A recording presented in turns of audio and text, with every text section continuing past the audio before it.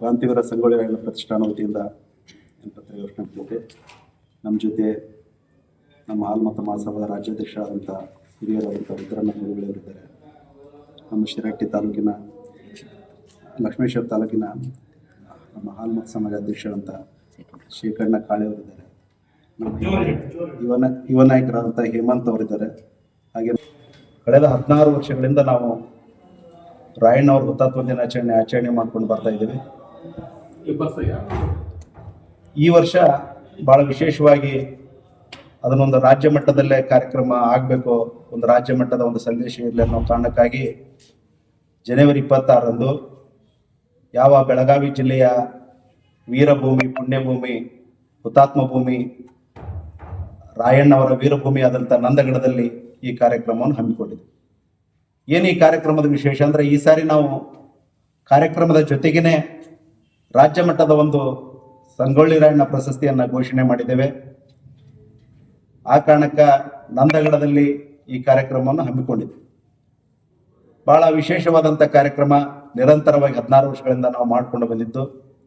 ಈ ವರ್ಷ ನಂದಗಡದಲ್ಲಿ ನಡೀತಕ್ಕಂಥ ಕಾರ್ಯಕ್ರಮದಲ್ಲಿ ಈ ಕಾರ್ಯಕ್ರಮದ ದಿವ್ಯ ಸಾನ್ನಿಧ್ಯವನ್ನು ನಮ್ಮ ಧಾರವಾಡ ಮನ್ಸೂರು ಮಠದ ಬಸವರಾಜ ದೇವರು, ನಮ್ಮ ಕಲ್ಮಠದ ಪರಮ ಪೂಜ್ಯರಾದಂಥ ರಾಜಗುರು ಮಡಿಯಾಳ ರಾಜಯೋಗೇಂದ್ರ ಮಹಾಸ್ವಾಮಿಗಳು, ಹಾಗೆಯೇ ಅಲ್ಲಿಯ ಅವರೊಳ್ಳಿ ಮಠದ ಪರಮ ಪೂಜ್ಯರಂಥ ಚನ್ನಬಸವ ದೇವರು, ಹಾಗೆಯೇ ನಂದಗಡದ ಪರಮ ಪೂಜ್ಯರು ವಿರಕ್ತ ಮಠದ ಚನ್ನವೀರದವರು ಸಾನ್ನಿಧ್ಯದಲ್ಲಿ ನಡೀತಕ್ಕಂಥ ಈ ಕಾರ್ಯಕ್ರಮವನ್ನು ಈ ನಾಡಿನ ಲೋಕೋಪಯೋಗಿ ಸಚಿವರಾದಂಥ ಸನ್ಮಾನ್ಯ ಶ್ರೀ ಸತೀಶ್ ಜಾರಕಿಹೊಳಿ ಅವರು ಉದ್ಘಾಟನೆ ನೆರವೇರಿಸ್ತಿದ್ದಾರೆ.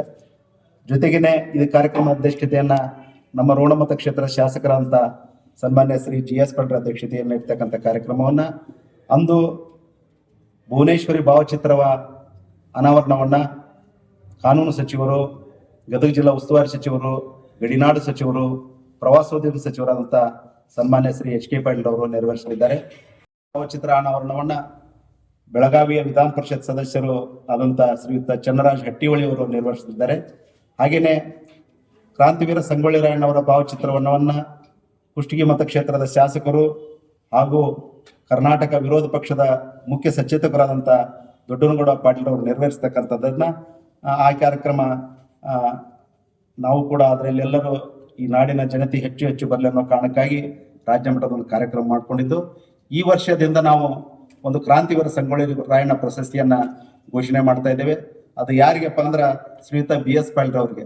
ಹಿಂದೆ ಕರ್ನಾಟಕ ರಾಜ್ಯ ಸರ್ಕಾರದ ಮುಖ್ಯ ಕಾರ್ಯದರ್ಶಿಯಾಗಿ ಕೆಲಸ ಮಾಡಿದಂಥವರು, ಸದ್ಯ ಬೃಹತ್ ಬೆಂಗಳೂರು ಮಹಾನಗರ ಪಾಲಿಕೆಯ ತಜ್ಞರ ಸಮಿತಿಯ ಅಧ್ಯಕ್ಷರಾಗಿ ಕೆಲಸ ಮಾಡಿದ್ದಾರೆ. ಬರೀ ಇವರು ಕೇವಲ ಒಬ್ಬ ಅಧಿಕಾರಿಗಳಾಗಿ ಸೇವೆ ಮಾಡಿರೋಂಥವ್ರು ನಾವು ಗುರುತು ಮಾಡೋಕ್ಕಾಗಿಲ್ಲ. ಅವರು ಸೈನ್ಯದಲ್ಲಿ ಭಾಳಷ್ಟು ಕೆಲಸವನ್ನು ಮಾಡಿ ಅವ್ರಿಗೆ ಗುಂಡು ಕೂಡ ತಗಲಿದೆ. ಆ ಕಾರಣಕ್ಕಾಗಿ ದೇಶಕ್ಕಾಗಿ ಹೋರಾಟ ಮಾಡಿದಂಥ ಸಂಗೊಳ್ಳಿ ರಾಯಣ್ಣವರ ಆಶಯದಂತೆಯೇ ದೇಶಕ್ಕಾಗಿ ದುಡಿದಂಥ ಮಹನೀಯರನ್ನ ಗುರುತಿಸಲಿಕ್ಕಾಗಿ ದೇಶ ಸೇವೆ ಮಾಡಿದಂಥ ಭಾರತ ಸೇನೆಯಲ್ಲಿ ಕೆಲಸ ಮಾಡಿದಂಥ ಶ್ರೀಯುತ BS ಪಾಟೀಲ್ ಅವ್ರನ್ನ ಈ ಸಾರಿ ನಾವು ಸಂಗೊಳ್ಳಿ ರಾಯಣ್ಣ ಪ್ರಶಸ್ತಿಗೆ ಆಯ್ಕೆ ಮಾಡಿದ್ದು. ಜೊತೆಗೇ 50 ಜನರಿಗೆ ಕ್ರಾಂತಿವೀರ ಸಂಗೊಳ್ಳಿ ರಾಯಣ್ಣವರ ಹೆಸರಿನಲ್ಲಿ ಪ್ರತಿ ವರ್ಷ ನಾವು ಗೌರವ ಪುರಸ್ಕಾರ ಮಾಡ್ತೇವೆ. ಸಮಾಜಮುಖಿ ಕೆಲಸ ಮಾಡಿದಂಥ ಸಾಹಿತ್ಯಿಕ ವಲಯ, ಪತ್ರಕರ್ತರ ವಲಯ, ಕೃಷಿ, ಸಮಾಜ ಸೇವೆ, ರಾಜಕೀಯ, ಈ ಎಲ್ಲ ವಲಯವನ್ನು ಗುರುತಿಸಿ 50 ಜನರ ಇಡೀ ನಾಡಿನ ಉದ್ದಕ್ಕೂ ಆಯ್ಕೆ ಮಾಡಿಕೊಂಡಿದ್ದೇವೆ. ಜೊತೆಗೆ ಸಾಂಸ್ಕೃತಿಕ ಕಾರ್ಯಕ್ರಮ ಕೂಡ ಬಹಳ ಅದ್ದೂರಿಯಾದಂಥ ಕಾರ್ಯಕ್ರಮವನ್ನು ನಾವು ಏರ್ಪಡಿಸಿಕೊಂಡಿದ್ದೇವೆ. ಅದು ಅಂತಾರಾಷ್ಟ್ರೀಯ ಮಟ್ಟದಲ್ಲಿ ಕಾರ್ಯಕ್ರಮ ನೀಡ್ತಾ ಬರ್ತಕ್ಕಂಥ ಮಂಗಳೂರಿನ ಖ್ಯಾತ ಹೆಜ್ಜೆನಾದ ಕಲಾ ತಂಡದಿಂದ ಜನಪದ, ಭಾವಗೀತೆ ಮತ್ತು ಕನ್ನಡ ಚಲನಚಿತ್ರ ಗೀತೆಗಳಿಗೆ ನೃತ್ಯವನ್ನು ಅವರು ನೀಡ್ತಾರೆ. ಹಾಗೆಯೇ ಇನ್ನೋರ್ವ ಜಿ ಕನ್ನಡ ವಾಹಿನಿಯ ಖ್ಯಾತ ಗಾಯಕಿ ಮತ್ತು ಅನೇಕ ಚಿತ್ರಗಳಿಗೆ ಹಿನ್ನೆಲೆ ಗಾಯನ ಕೊಟ್ಟಂತ ಕುಮಾರಿ ಸಾಧ್ವಿನಿ ಕೊಪ್ಪ ಬೆಂಗಳೂರಿನಿಂದ ಆಗಮಿಸಿದ್ದಾರೆ. ಹಾಗೆಯೇ ಇದೇ ಭಾಗದ ಸಿರಹಟ್ಟಿಯ ಜನಪದ ಗಾಯಕ ಹನುಮಂತ ಭಟ್ಟೂರ್ ಅವರು, ಹಾಗೆಯೇ ನಾಡಗೀತೆ ಹಾಡಲಿಕ್ಕೆ ತಂಡ ನಮ್ಮ ಕೊಪ್ಪಳದ ಭಾಷಾ ಹಿರೇಮಣಿ ಕಿನ್ನಾಳ್ ತಂಡ ಆಗಮಿಸಿದೆ. ಒಟ್ಟಿಗೆ ಸಾಂಸ್ಕೃತಿಕ ಕಾರ್ಯಕ್ರಮ ಜೊತೆಗೇನೆ ರಾಯಣ್ಣವರ ಸಂದೇಶವನ್ನ ಸಾರಲಿಕ್ಕೆ ನಾವು ನಿರಂತರ 16 ವರ್ಷ ಮಾಡ್ಕೊಂಡು ಬಂದಿದ್ದೇವೆ. ನಂದಗಡದಲ್ಲಿ ಮಾಡುವಂಥ ಉದ್ದೇಶ ಇದೊಂದು ರಾಜ್ಯ ಮಟ್ಟದ ಕಾರ್ಯಕ್ರಮ ಆಗಬೇಕು ಅನ್ನೋ ಕಾರಣಕ್ಕಾಗಿ ನಂದಗಡದಲ್ಲಿ ಏರ್ಪಡಿಸಿದೆ. ಎಲ್ಲ ಮಾಧ್ಯಮದ ಸಹಕಾರ ಬಹಳ ಅತ್ಯವಶ್ಯ. ಆ ಕಾರಣಕ್ಕೆ ನಿಮ್ಮ ಜೊತೆ ಮಾತಾಡ್ತಿದ್ದೇವೆ. ಈಗ ತಮ್ಮ ಕುರಿತು ರುದ್ರಣ್ಣ ಗುಳಿಗವರು ಮಾತಾಡ್ತಾರೆ. ಸನ್ಮಿತ್ರರೇ, ಏನು ಕ್ರಾಂತಿವೀರ ಸಂಗೊಳ್ಳಿ ರಾಯಣ್ಣ ಪ್ರತಿಷ್ಠಾನ ಗಜೇಂದ್ರಗಡ ಇವರ ವತಿಯಿಂದ ರಾಜ್ಯ ಮಟ್ಟದ ಒಂದು ಕಾರ್ಯಕ್ರಮ ವಿಶೇಷವಾಗಿ ನಂದಗಡದಲ್ಲಿ ನಡೀತಕ್ಕಂಥದ್ದು. ಯಾವ ನೆಲದಲ್ಲಿ ಈ ರಾಜ್ಯದ ಈ ದೇಶದ ಒಬ್ಬ ಕ್ರಾಂತಿ ಪುರುಷ ತನ್ನನ್ನು ತಾನು ಈ ನಾಡಿಗೆ ಅರ್ಪಣೆ ಮಾಡಿಕೊಂಡಿರ್ತಕ್ಕಂಥ ಒಂದು ಏನು ಸ್ಥಳ ಇದೆ, ಆ ಸ್ಥಳದಲ್ಲಿಯೇ ಈ ಕಾರ್ಯಕ್ರಮ ಹಮ್ಮಿಕೊಂಡಿರೋದು ವಿಶೇಷ. ಯಾಕಂದರೆ ನಾವೆಲ್ಲರೂ ಇತಿಹಾಸದಲ್ಲಿ ನೋಡ್ತೀವಿ, 1857 ಸಿಪಾಯಿ ದಂಗೆನೇ ಈ ಭಾರತದ ಬ್ರಿಟಿಷರನ್ನು ತೊಲಗಿಸಲಿಕ್ಕೆ ಮೊದಲು ಅನ್ನುವಂಥದ್ದು ದಾಖಲೆಯಲ್ಲಿ ಇದೆ. ಆದರೆ ನಿಜವಾಗಿಯೂ ಕೂಡ ಇತಿಹಾಸವನ್ನು ಮತ್ತೆ ನಾವು ಪುನಃ ಈ ದೇಶದ ಜನರಿಗೆ ತಲುಪಿಸ್ಬೇಕು ಅನ್ನುವಂಥ ನಿಟ್ಟಿನೊಳಗೆ ಇಂಥ ಅನೇಕ ಸಂಘಟನೆಗಳು ಕ್ರಾಂತಿ ಪುರುಷ ಸಂಗೊಳ್ಳಿ ರಾಯಣ್ಣ 57ಕ್ಕಿಂತ ಮೊದಲಿನೇ ಮುಂಚಿತವಾಗಿ ಒಂದು 25 ವರ್ಷ ಮುಂಚಿತವಾಗಿ ಆತ ಈ ಅಸಹಕಾರ ಚಳವಳಿ ಆಗಲಿ, ಕರ ನಿರಾಕರಣೆ ಚಳವಳಿ ಆಗಲಿ ಈ ದೇಶದಲ್ಲಿ ಹುಟ್ಟಾಕಿ ಈ ಕನ್ನಡದ ನೆಲದಿಂದ ಬ್ರಿಟಿಷರನ್ನು ತೊಲಗಿಸೋದಕ್ಕೆ ಮೊಟ್ಟ ಮೊದಲ ಧ್ವನಿ ಈ ಭಾಗದಿಂದನೇ ಹುಟ್ಟು ಹಾಕಿದ್ದು ಅನ್ನುವಂಥದ್ದನ್ನು ಈ ದೇಶ ಗುರುತಿಸಬೇಕಾಗಿದೆ. ಆ ಹಿನ್ನೆಲೆಯೊಳಗೆ ನಾವು ನಮ್ಮ ಸೋಂಪುರವರು ಇಂತಹ ಒಂದು ಕಾರ್ಯಕ್ರಮಗಳನ್ನು, ರಾಜ್ಯ ಮಟ್ಟದ ಕಾರ್ಯಕ್ರಮಗಳನ್ನು, ಬೇರೆ ಬೇರೆ ಪ್ರತಿಭೆಗಳನ್ನು ಆ ಒಂದು ಕ್ರಾಂತಿ ಪುರುಷ ನಮ್ಮ ಸಂಗೊಳ್ಳಿ ರಾಯಣ್ಣನ ಒಂದು ಹೆಸರಿನೊಳಗೆ ನಿರಂತರವಾಗಿ ಕಳೆದ 16 ವರ್ಷದಿಂದ ಈ ಕೆಲಸವನ್ನು ಮಾಡ್ಕೊಂಡು ಬಂದಿದ್ದಾರೆ. ಆ ಹಿನ್ನೆಲೆಯೊಳಗೆ ಇವೆಲ್ಲ ಅದಕ್ಕೆ ಪೂರಕವಾಗ್ತದೆ.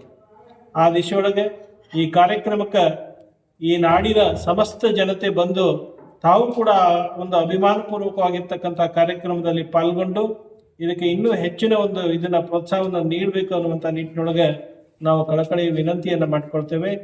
ಹಾಗೂ ತಾವು ಮಾಧ್ಯಮ ಮಿತ್ರರು ಇದನ್ನು ಮೊದಲನೇ ಮುಖಪುಟದೊಳಗೆ ಇದಕ್ಕೆ ಹೆಚ್ಚು ಒಂದು ಪ್ರಾಶಸ್ತ್ಯವನ್ನು ಕೊಟ್ಟು ಈ ರಾಜ್ಯದ ಜನತೆಗೆ ತಲುಪಿಸಬೇಕು ಅನ್ನುವಂಥ ವಿನಂತಿಯನ್ನು ಕೂಡ ಮಾಡಿಕೊಳ್ತೇವೆ. ಇದೇ ಸಂದರ್ಭದಲ್ಲಿ ನಾನು ರಾಜ್ಯದ ಮಾನ್ಯ ಮುಖ್ಯಮಂತ್ರಿಯರಿಗೆ ಆಗ್ರಹ ಮಾಡೋದೇನಂತ ಹೇಳಿದ್ರೆ, ಈಗಾಗಲೇ ನಾವು ಆಗಸ್ಟ್ 15 ಮತ್ತು ಜನವರಿ 26 ಏನು ಬಲಿದಾನ ದಿವಸ ಮತ್ತು ಆತನ ಸ್ವತಂತ್ರೋತ್ಸವ, ರಾಯಣ್ಣೋತ್ಸವ ಅಂಥೇಳಿ ಆಚರಣೆ ಮಾಡೋದಕ್ಕೆ ಹಿಂದಿನ ಸರ್ಕಾರ ನಮಗೆ ಎಲ್ಲ ಜಿಲ್ಲಾ ಸ್ತರದಲ್ಲಿ ಇವೆರಡೂ ಕಾರ್ಯಕ್ರಮಗಳನ್ನು ಮಾಡಬೇಕಂತ ಆದೇಶ ಮಾಡಿತ್ತು. ಮಾನ್ಯ ಬಸವರಾಜ ಬೊಮ್ಮಾಯಿಯವರ ಸರ್ಕಾರ, ಸನ್ಮಾನ್ಯ ಸಿದ್ದರಾಮಯ್ಯನವರ ಸರ್ಕಾರ ಈಗ ಬರೀ ಘೋಷಣೆಯನ್ನು ಮಾಡಿದೆ. ಕಳೆದ 2 ವರ್ಷದ ಹಿಂದೆ ನಮ್ಮ ಬೆಂಗಳೂರಿನ ರಾಯಣ್ಣನ ಪ್ರತಿಮೆಯ ಮುಂದೆ ಸ್ವತಃ ಮಾನ್ಯ ಸಿದ್ದರಾಮಯ್ಯನವರು ಘೋಷಣೆಯನ್ನು ಮಾಡಿದರೆ ಅದು ಅಧಿಕೃತವಾಗಿ ದಾಖಲೆ ರೂಪಿಯೊಳಗೆ ಎಲ್ಲ ಗ್ರಾಮ ಮಟ್ಟದ ಸ್ತರದೊಳಗೂ ಕೂಡ ಸರ್ಕಾರಿ ಕಚೇರಿಯೊಳಗೆ ಈ ಎರಡೂ